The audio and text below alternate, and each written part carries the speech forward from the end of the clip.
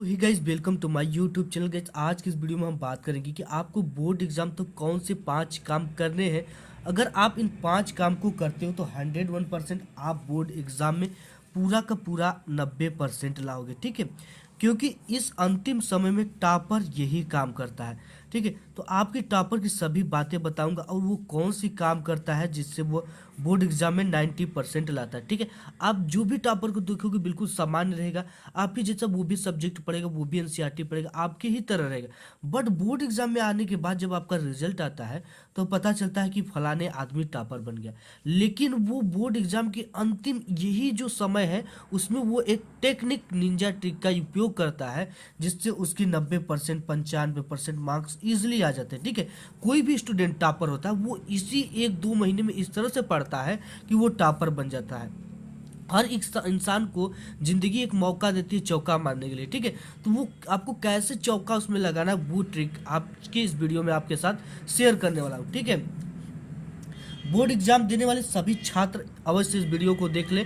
अगर आप बोर्ड के स्टूडेंट हैं तो आपको ये वीडियो देखना चाहिए, अदरवाइज आप बाद में बहुत ज़्यादा पछताओगे, जैसा कि हर एक स्टूडेंट बाद में पछताता है। ठीक है, बोर्ड एग्जाम देने वाले सभी देखिए ऑल सब्जेक्ट का अब कैसे पढ़े, सभी सब्जेक्ट को आपको कैसे पढ़ना है, क्या पढ़े, कितना पढ़े, कब पढ़े, कैसे पढ़े, ये चीज़ें आपके अंदर उठ रही होंगी। ठीक है, इन सभी का सवालों का जवाब मैं आपकी आज के इस वीडियो में देने वाला हूँ। किसी भी क्वेश्चन का आंसर जल्दी याद कैसे करें वो भी ट्रिक आपको बताऊंगा। 95% लाने के लिए एग्जाम में हर साल आने वाले क्वेश्चन को कैसे पहचाने ये आपके साथ शेयर करने वाला हूँ। अभी से एग्जाम तक क्या करना है और क्या नहीं करना है। ठीक है, तो इसके लिए आप इन सब सवालों के जवाब को जानने के लिए कुछ भी नहीं करना, वीडियो को अंत तक देख लेना और वीडियो को एक लाइक कर देना है। तो आइए शुरू करते हैं आज की धमाकेदार वीडियो को। ठीक है, तो यहाँ पे सबसे पहले आपको देखो करना क्या है।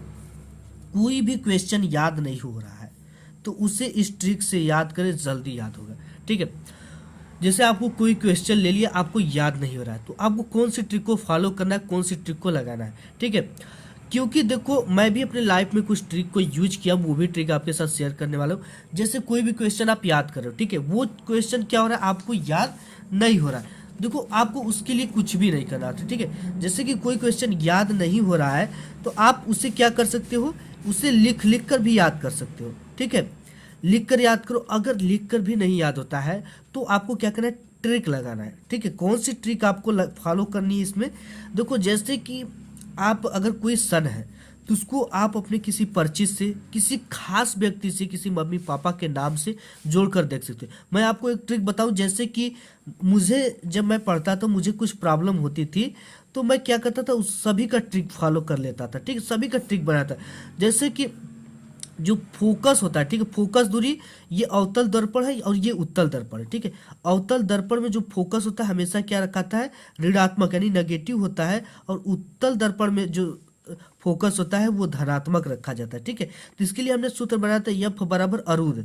ठीक है, यफ बराबर अरुद, तो ये क्या हो गया, ये एक टेक्निक है मेरा याद करने की। ठीक है, ये चीज़ें हम जो भूल जाते हैं, कंफ्यूजन हो जाता है, तो हमने यफ बराबर अरुद यानी कि जब भी अवतल दर्पण में फोकस न्यूमेरिकल सॉल्व करते हैं उसमें ऋणात्मक रखाएगा और उत्तल दर्पण में फोकस धनात्मक रखाएगा। ठीक है, और इसके साथ ही साथ और भी, जैसे कि यहाँ पे नादू भी एक ट्रिक बनाया था, जैसे कि आपको कंफ्यूजन हो रहा था, ठीक है, मुझे कि निकट दृष्टि में अवतल लेंस का प्रयोग किया जाता है और दूर दृष्टि दोष में उत्तल लेंस का प्रयोग किया जाता है। तो ऐसे आप कोई न्यूमेरिक वर्ड बना सकते हो, कोई ट्रिक बना सकते हो। ठीक है, तो इस तरह से आपको चीज़ें, देखो जब ये चीज़ें आप अपने से बना लेते हो ना तो ये चीज़ें आपको लंबी समय तक याद रहेगी और जहाँ भी ये एग्जाम में आएगा तो आप इंस्टेंटली इसके क्वेश्चन के आंसर इजीली दे पाओगे। ठीक है, तो आपको यही करना है कि जो भी ट्रिक से याद करें जल्दी याद होगा। तो आपको सुबह भी याद कर लेना उस क्वेश्चन को, जैसे वैसा लगता है उलझन टाइप का क्वेश्चन है तो उसे सुबह में जरूर एक बार पढ़ें एकदम खाली दिमाग से, क्योंकि जो आप सुबह उठते तो आपका दिमाग काफ़ी शांत होता है और खाली होता है, जिसमें आप जो चीज़ पढ़ते हो वो याद रहता है। ठीक है, जैसे कोई गाना ही सुन लेते हो सुबह तो ऑलवेज आपके दिमाग में घुसता रहता है। वही आपको यहाँ पे ट्रिक करना है कि उसको सुबह याद करें, ट्रिक से बनाए, छोटे छोटे पैर उसको शब्दों में बांट कर याद कर लें। ठीक है, कोई ऐसी चीज़ उस पर रख दे कि हाँ इसका नाम लेंगे तो ये मुझे क्वेश्चन याद हो जाएगा। तो इस ट्रिक को आपको फॉलो करना है। इसके बाद नेक्स्ट है कि आपको सभी सब्जेक्ट को 2 घंटे रिवीजन अवश्य करना है। क्योंकि बोर्ड एग्जाम आपका काफ़ी ज़्यादा नज़दीक है। तो इससे में क्या करना है कि आपको जो रिवीजन है वो बहुत बड़े मायने रखता है। मैं आपको बता दूं रियल घटना है कि आपको क्या करना है। जैसे कि आपको इस समय निराश नहीं होना है, हताश नहीं होना है, ठीक है।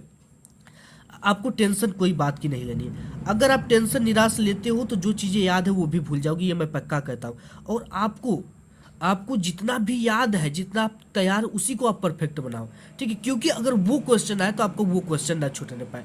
तो यहाँ पे क्या करना है, आपको निराश नहीं करना है, हिम्मत बांधना है, ठीक है। रिवीजन करना जरूर अवश्य 2 घंटे। और देखो जब भी आप रिवीजन करो ना, 60 ट्रिक से करो, क्योंकि आपके मार्केट में सभी क्वेश्चन बैंक आ गए हैं। तो आपको क्वेश्चन बैंक ले लेना है और क्वेश्चन बैंक के जो सबसे इंपॉर्टेंट क्वेश्चन है उसे ही पढ़ना है।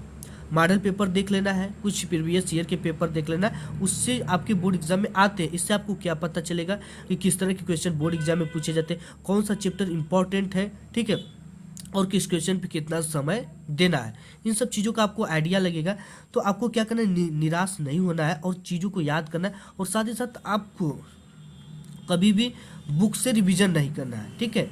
ऐसे में आपको क्या करेगा कि जो चौका है वो छूट जाएगा और आप 0 रन बना पाओगे, ठीक है। तो आपको जो मौका है तो चौका मारना है। तो आप पतली पतली क्वेश्चन बैंक लेकर उससे जो 2 से 3 बार क्वेश्चन आया उसे ही आप पढ़िए और उसे ही आप तैयार करिए, ठीक है। वही बोर्ड एग्जाम में आपके पूछा जाएगा। इसके बाद नेक्स्ट आपको काम क्या करना है, अब आप सिर्फ रिपीटेड प्रश्न को ही पढ़ें, तैयार करें, ठीक है। जो आपको एग्जाम की दृष्टि से इम्पोर्टेंट हो, आपको मॉडल पेपर जरूर सॉल्व कर लेना है, ठीक है। इससे बहुत ज़्यादा आइडिया मिलता है किस टाइप के प्रश्न आ रहे हैं, कौन सा चैप्टर इंपॉर्टेंट है। तो आपको ये चीज़ें आपको ज़रूर करना है। इसके साथ ही साथ आपको क्या करना है, अब आपको ज़्यादा से ज़्यादा सेल्फ स्टडी पर ध्यान देना है, ठीक है। क्योंकि जो सेल्फ स्टडी होती है ये काफ़ी इंपॉर्टेंट होती है। और जो बोर्ड एग्जाम में काम आती है ना, वो सेल्फ स्टडी ही काम आती है और कोई स्टडी काम नहीं आती। तो आपको सेल्फ स्टडी पे सबसे ज़्यादा फोकस करना है। ये चीज़ें होती है तो आपको जल्दी लंबे समय तक याद रहता है। और आपको एक नोट्स भी बना लेना है, ठीक है। नोट्स से क्या होगा कि नोट्स में आप जो भी इस समय पढ़ो, जो इंपॉर्टेंट लगे, जो बहुत ज़्यादा बार पूछा गया, उसको आपको आप क्या करो, यहाँ पर राइट कर लो, ठीक है। राइट कर लोगे तो ये चीज़ें जो होगी एग्ज़ाम के समय आपको काफ़ी ज़्यादा सहायता करती है। क्योंकि जो ये नोट्स रहेगा ना, ये आपके शब्दों में रहेगा, आपके द्वारा बनाया गया रहेगा। आप इसको बहुत परफेक्ट तरीके से आपको समझ में आएगा, ठीक है। तो आप ज़्यादा से ज़्यादा सेल्फ स्टडी जरूर करें। और ऐसे टॉपिक जल्दी याद होते हैं, 100% क्वेश्चन समझ में आते हैं। ऐसे अगर आप सेल्फ स्टडी से जो भी पढ़ोगे वो जल्दी याद भी होता है, 100% जो क्वेश्चन होता है वो समझ में आता है, ठीक है। और ये जल्दी भूलता नहीं है, ये बहुत लंबे समय तक याद होता है। और हैंड राइटिंग सुधारो सुधारो। अगर आपकी हैंड राइटिंग खराब है तो इस ट्रिक से लिखो। वो ट्रिक कौन सी मैं आपको बता दूं। जैसे ये हमारी हैंड राइटिंग खराब है, ठीक है, तो हमने क्या किया, इसको एक पेन की दूरी से आपको लिखना है। जो भी आप अक्षर से अक्षर के, शब्दों से शब्दों के बीच में क्या करना है, एक पेन की दूरी रख लेना। इससे अगर आपकी हैंड राइटिंग थोड़ा भी खराब है ना, तो देखने में काफ़ी अच्छा लगता है और साफ सुथरा लगता है। ऐसे टीचर खुश होकर आपको नंबर भी दे देगा। इसके साथ ही साथ सोशल मीडिया का यूज आप करना बंद कर दो। क्योंकि अगर ज़िंदगी रहेगी ना, तो ये फेसबुक, इंस्टाग्राम, रील्स, टिक्की, ये जो चीज़ें हैं ना, ये कभी ज़िंदगी में फ़ोन से ख़त्म नहीं होने वाली। अगर ख़त्म भी हो जाएगी तो इससे लेटेस्ट चीज़ें आएंगी। अगर आपका एग्ज़ाम बीत जाएगा, आप एग्ज़ाम में फेल हो जाओगे, आपका एग्ज़ाम में कम नंबर आएगा, तो बताओ फिर से आप एग्ज़ाम दे पाओगे? आप ज़िंदगी भर उसी रिजल्ट को रखेंगे, अपने वाइफ को दिखाएंगे, अपने घर वालों को दिखाएंगे। जहाँ भी फॉर्म फिलअप करोगे वहाँ पे आपको निकालने में रिजल्ट लाज लगेगा, कहेगा यार इसका कितना कम नंबर आएगा। वो पूछेगा क्यों तुम्हारा इतना परसेंट आया है। तो देखो ये जो ज़िंदगी भर चीज़ें जीवन पर्यंत आपको अपने पास रखना है। तो कभी आपको किसी के सामने निकालने में से शर्म ना लगे। तो आप ऐसे क्या करो, सोशल मीडिया जो फ़ोन है ना, ये आपका काफ़ी ज़्यादा समय लेती है, इसका आप यूज करो लेकिन लिमिट में। इसका जितना काम हो, अगर वीडियो देखते हो, ऑनलाइन क्लास लेते हो तो इतना ही करो, इससे ज़्यादा कुछ भी मत करो। अब अगर आपकी मोबाइल फ़ोन में व्हाट्सअप है, फेसबुक है, इंस्टाग्राम है, रील्स है, तो आप इनको कुछ समय के लिए इंस्टॉल कर दो, अनइंस्टॉल कर दो, क्योंकि ये फिर से इंस्टॉल हो सकते हैं। नेट पैक ही लगेगा लेकिन आ जाएंगे, ठीक है, कहीं जाएंगे नहीं। लेकिन अगर आपके नंबर कम हो जाते तो ये कभी नहीं आएंगे। ये आपके कीमती समय को बर्बाद कर देगा, आप बाद में बहुत ज़्यादा पछताओगे। तो गाइस आज की वीडियो में बस इतना ही।